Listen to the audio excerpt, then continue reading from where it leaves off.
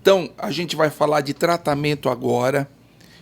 O tratamento a gente dividiu em algumas partes que são muito importantes para a gente informar a população. Liz, acho que as arritmias a gente deixa em um outro capítulo, mas o importante é procurar o médico e afastar isso pelo risco de morte súbita. Vamos falar da hipotensão ortostática. Quais são as medidas simples que a gente pode falar para um paciente e que a maioria deles não sabe, que pode ajudar muito a resolver esse problema? Tá, então, uma você já falou, né? Não levantar abruptamente. Uso de meias elásticas de compressão, que ajudam no retorno venoso. Vai comprimir a perna aí? E aumenta o retorno de sangue para a circulação central, né? E para o coração ali. Então, ela ajuda. A ingesta hídrica. Água, né? Às vezes, alguns pacientes que têm muitos sintomas de hipotensão quando levanta, às vezes a gente até fala, bebe um copo grande de água gelada, porque eu tenho o efeito da vasoconstrição pelo frio da água gelada. Olha só. E o tônus da própria hidratação ali, né? Então são medidas gerais que ajudam muito e que servem... fortalecimento de musculatura, né? Exercício, então, fisioterapia nos idosos para fortalecer musculatura, ou os mais novos até exercícios supervisionados com um profissional de educação física que consiga fazer exercícios de fortalecer musculatura de membro inferior, né? A próprio músculo, ele é uma bomba, como o Edson falou. Então, quando eu tiver ele mais hipertrofiado, isso ajuda muito.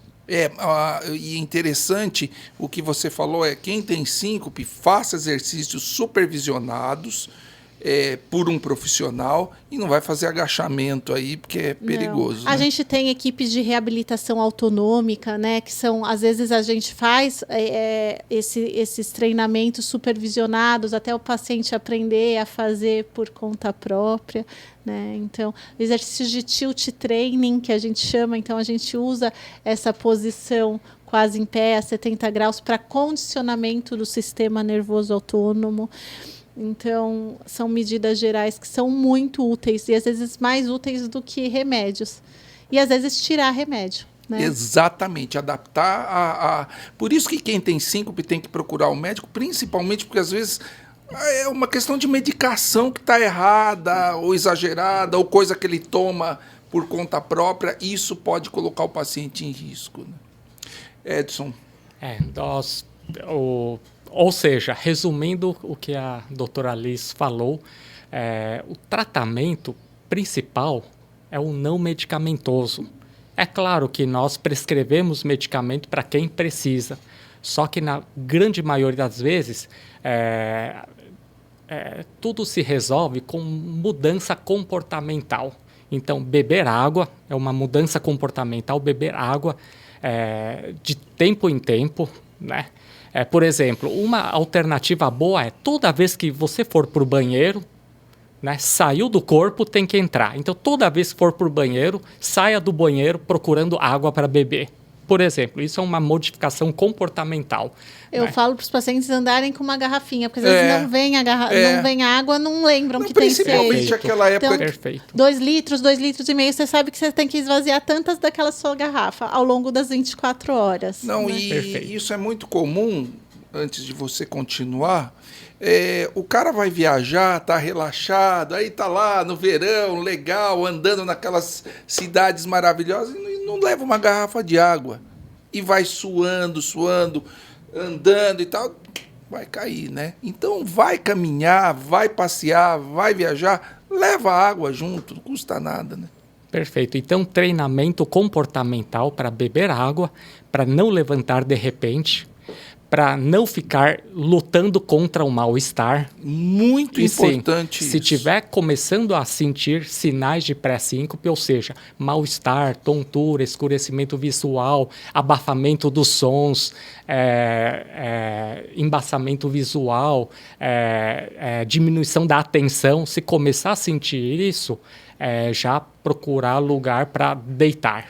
Deitar, sentar, descansar, evitar lugares quentes, Por exemplo, jogar futebol no sol do meio-dia e sem beber água, por exemplo, em jejum. Sauna, por exemplo. Ofurou. Ofurou. Inclusive, lá no Japão, quando eu viajei para o Japão, o governo estava fazendo uma propaganda para os idosos não fazerem ofurô sozinhos, porque alguns desmaiavam e se afogavam, né?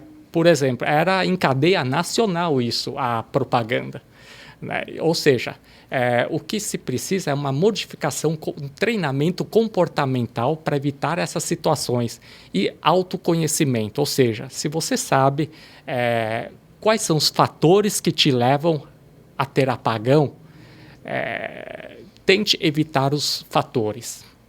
Tá? E usar meia elástica, que é um meio físico para que não haja represamento de sangue nos membros inferiores quando nós estamos em pé. E aquilo que você falou, né?